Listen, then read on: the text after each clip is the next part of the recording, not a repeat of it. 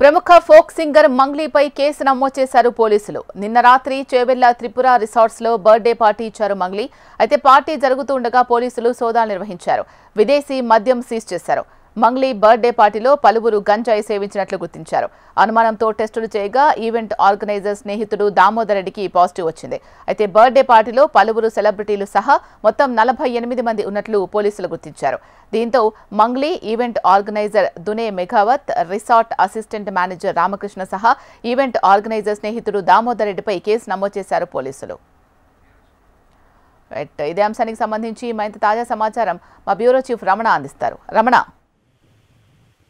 మంగ్లీకి సంబంధించిన బర్త్డే వేడుకలు కొంత వివాదాస్పదమని చెప్పాలి. ఎందుకంటే తనకు సంబంధించిన బర్త్డే పార్టీ ఏదైతే ఫామ్ హౌస్ నిర్వహించారో, రిసార్ట్ నిర్వహించారో దానికి సంబంధించి ఎలాంటి అనుమతులు తీసుకోలేదని పోలీసులు ఆరోపిస్తున్నారు.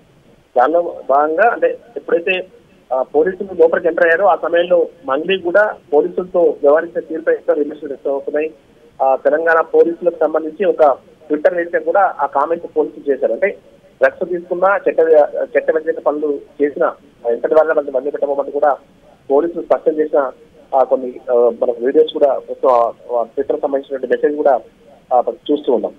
ఏదేమైనా అంటే మొత్తంగా ఈ కేసుకు సంబంధించి అయితే పెద్ద మొత్తంలో డీజేకి సంబంధించిన సౌండ్స్ అనుమతిని కూడా సీజ్ చేయడం కావచ్చు.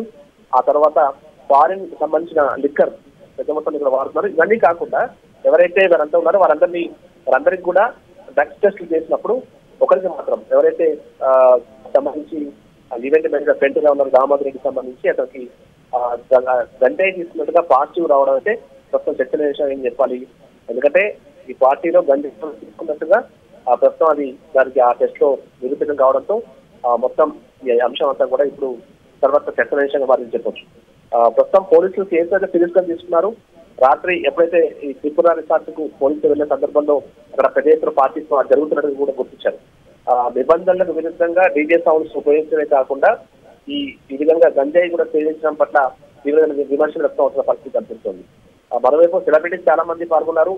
సెలబ్రిటీస్ కాకుండా తనకు సంబంధించిన కుటుంబ సభ్యులు మిగతా అంతా కూడా పాల్గొన్నారు.